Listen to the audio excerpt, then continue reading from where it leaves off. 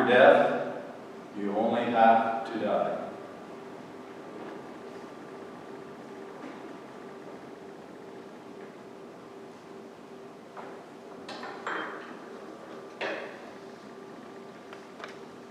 Please join me in prayer.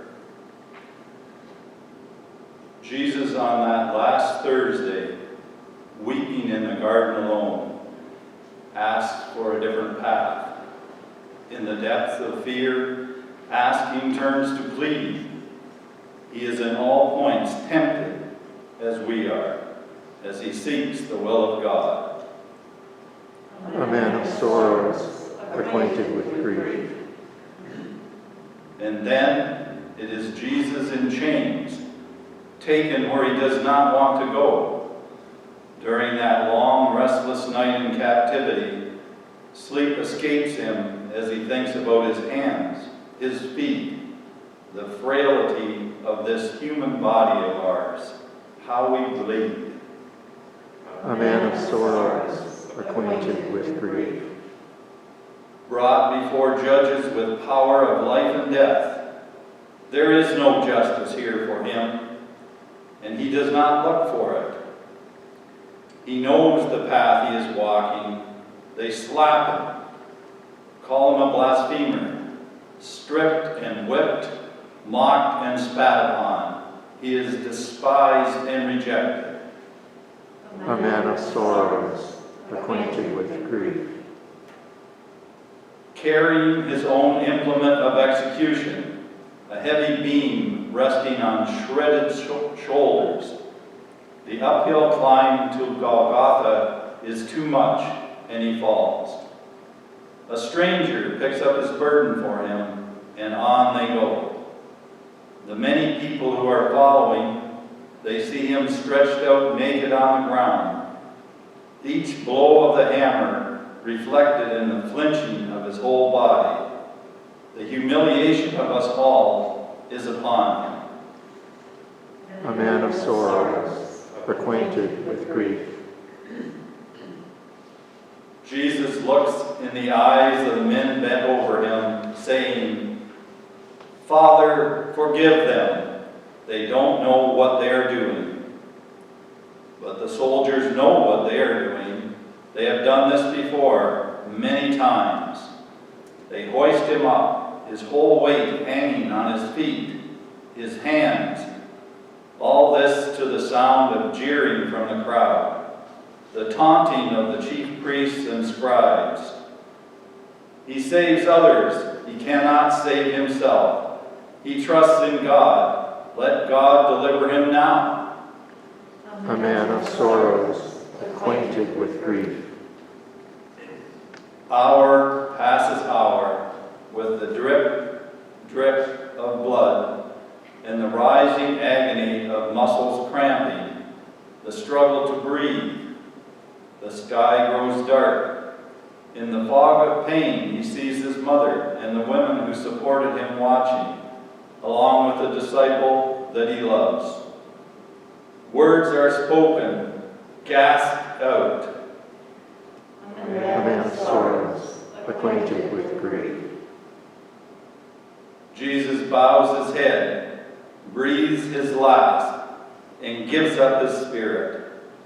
Emmanuel, God with us, gone from the land of the living. Surely he has borne our griefs and carried our sorrows. He was a man of sorrows, acquainted with grief. Amen. Let us sing our first hymn, Ride On in Majesty. Voices United, number 127. Please rise.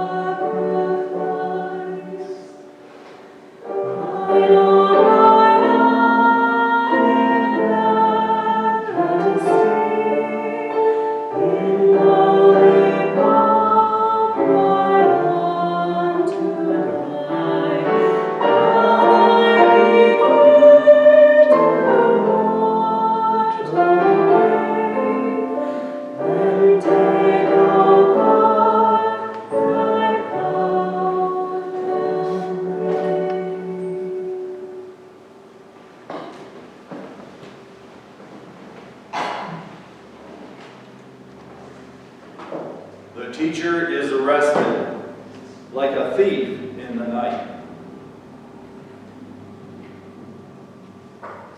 It all started, or ended, with a kiss. Judas came, followed by temple officials and guards. They came to the garden where we were all asleep. We didn't even hear them coming.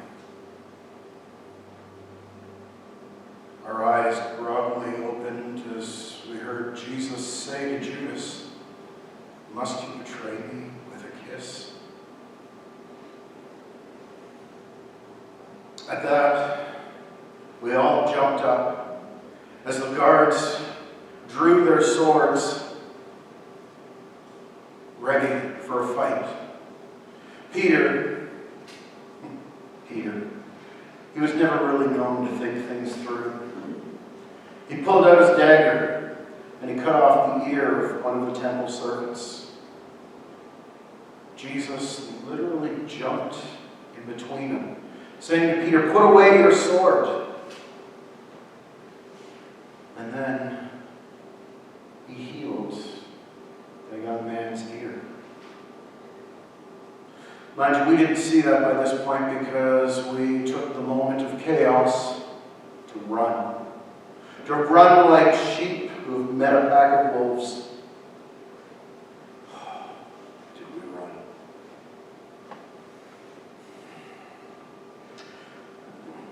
At that point, the temple guards bound Jesus and dragged him, at moments literally, dragged him before the high priest Caiaphas.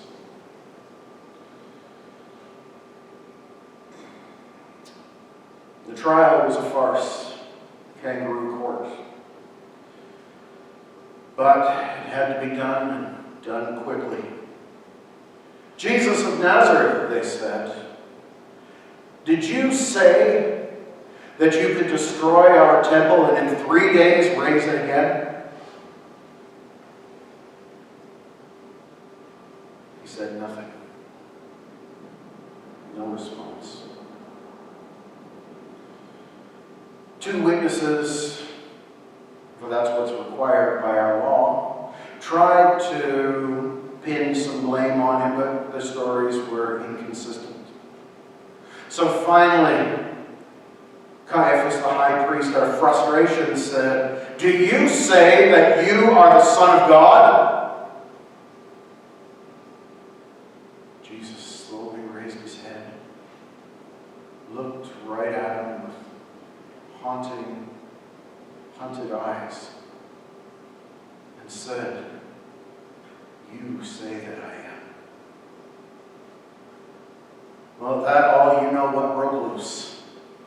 The officials in the court were tearing at their clothes and crying out, "Blasphemy! Blasphemy!" Caiaphas smiled, a twisted, dark smile.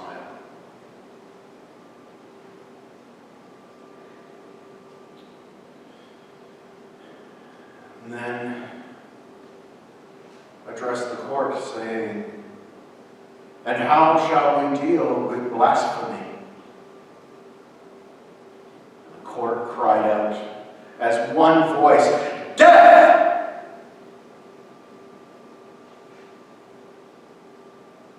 And he just stood there with his head hung low, never saying a word. There was some chaos out in the temple court. Peter, after he'd run, had come back to try to be close to the situation. And as he was warming his hands around the fire, somebody approached him and said, "You were with him, weren't you?" Peter said, I don't know him.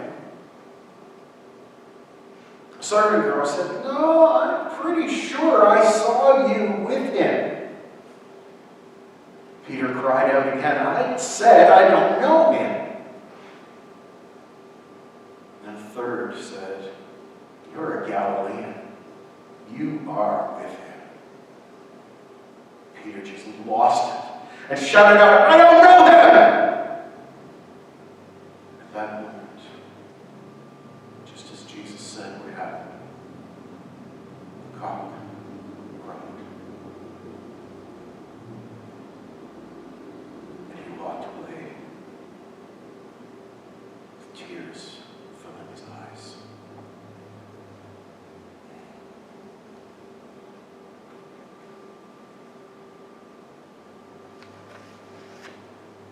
Our next hymn is Ah, Holy Jesus, Voices United, number 138. Please rise.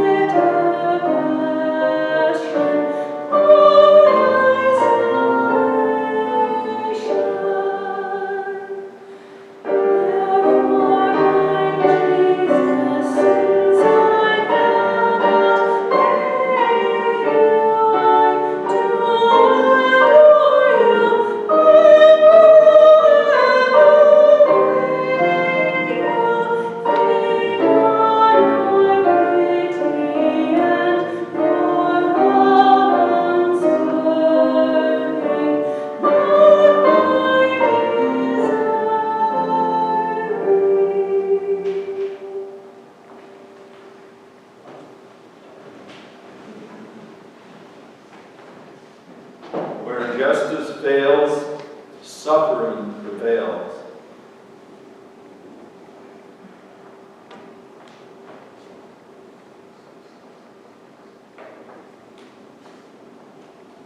Jewish court found him guilty of blasphemy, which, according to the law of Moses, was punishable by stoning to death. But that wasn't enough.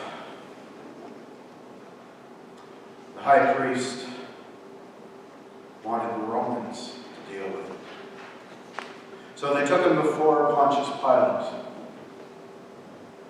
a man who typically had no qualms about hanging anybody from a cross, which was the punishment for the crime of sedition against Rome.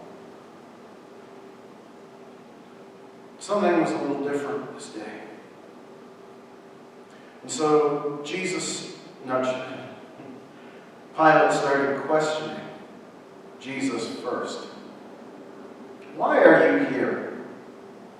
What have you done that has caused you to be brought before me? What have you, this backwater preacher from Galilee, done to deserve this? Again, he stayed silent. Not a word was on his lips. Pilate, getting frustrated, said, "Do you not realize who I am? Do you not know that your very life now hangs in the balance, and I have the power over it?"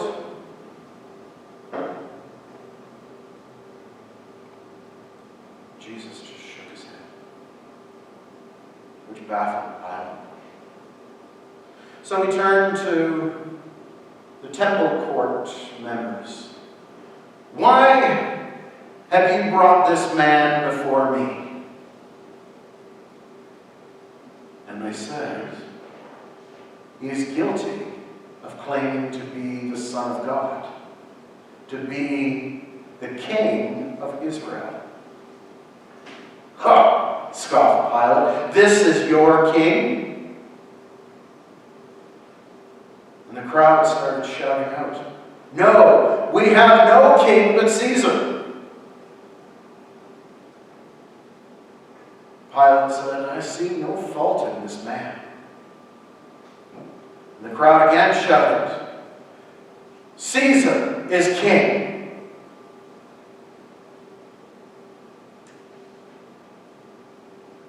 So Pilate then said, "As is our custom, we have two criminals before you now, Jesus of Nazareth and Barabbas the Zealot. As is our custom, I will release one of you, since it is your Passover. Who shall I release?" And the crowd shouted out, "Barabbas! Barabbas!" You know what the name Barabbas means? It's Hebrew. It means son of the Father.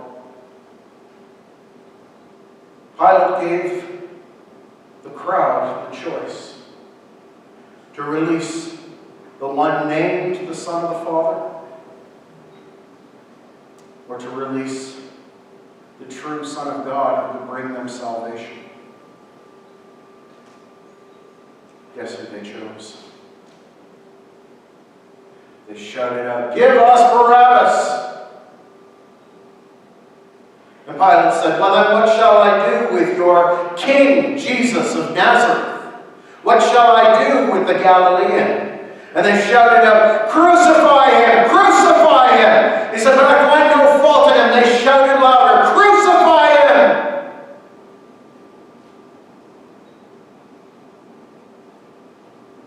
Dipping his hands in a bowl of water, Pilate said, "Then your will be done. I find no fault with this man, and therefore his blood is on your hands."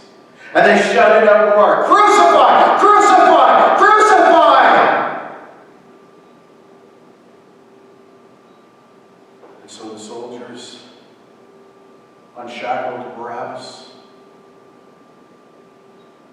and grabbed Jesus, tied him to a post, where he was first subjected to 39 lashes from a whip.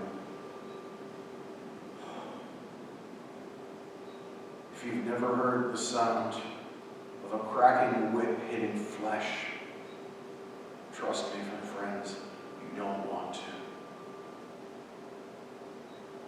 And the pain grew on his face as Pilate simply washed his hands. And at the 39th lash, they released Jesus from the pole, and he collapsed. They grabbed him, dragged him off into a back room where they beat him, they kicked him, they spit on him, they slapped him and said tauntingly, "Prophesy, King of the Jews, who was it that hit you?" And then they ripped off his cloak and they tore it in four, and then threw dice to see who could claim this prize, the prize of a portion of his cloak.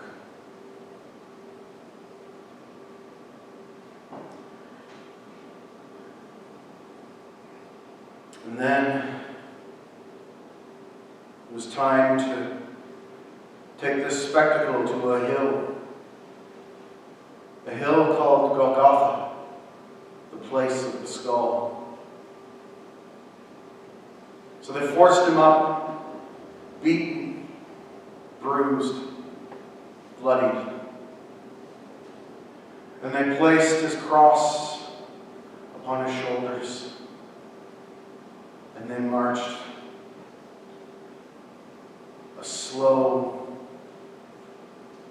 death march towards a place where so many had already been crucified. That lonely hill was where the nails pierced his flesh and the blood came trickling down,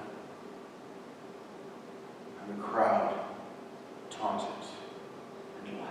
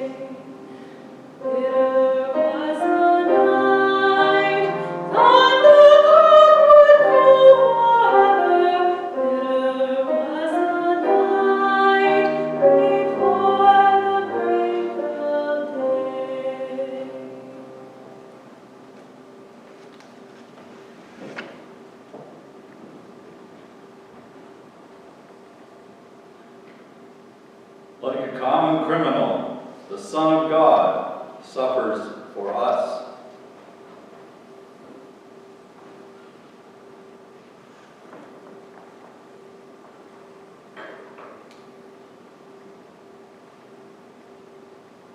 The book of Deuteronomy says that any man who hangs upon a tree is cursed by God. This was what the temple court wanted. They could have stoned him. They had the right by the law of Moses to do so. But they wanted him upon the tree, the cursed one, so that they could say, this is not the Son of God. This is not the Messiah. So there he hung, the cursed one, the forsaken one, the one who forgave. Listen to him hanging there. Father, forgive them. The sun was beating down. His blood was slowly draining. His blood pressure dropping. The pain in his arms from holding his weight increasing. Slowly suffocating from his own weight. His unquenchable thirst threatens to break him. Still he calls out, Father, forgive them.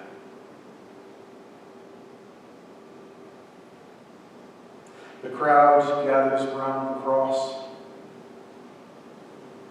They mock him. They laugh at him. They jeer. If you're the Messiah, save yourself. You saved others, but you yourself cannot save yourself? What a Messiah! The Roman guards around poked at him with their spears and laughed, saying, this is the King of the Jews.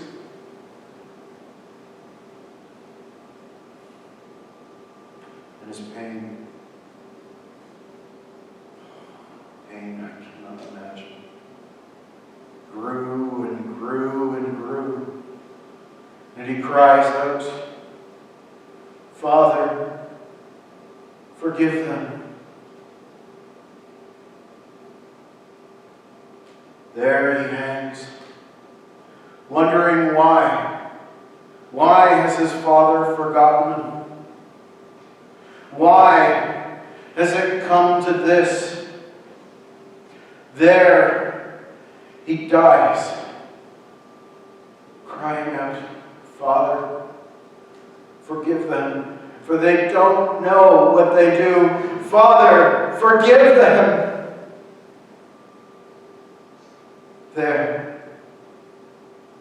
There, he breathes his last.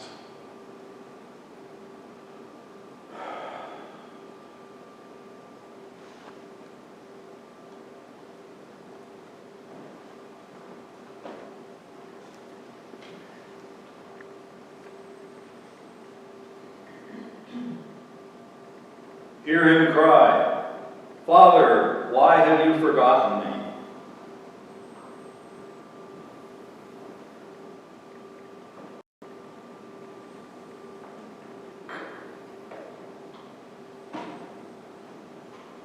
Our next hymn is O Come and Mourn With Me a While, Voices United 136. Please rise.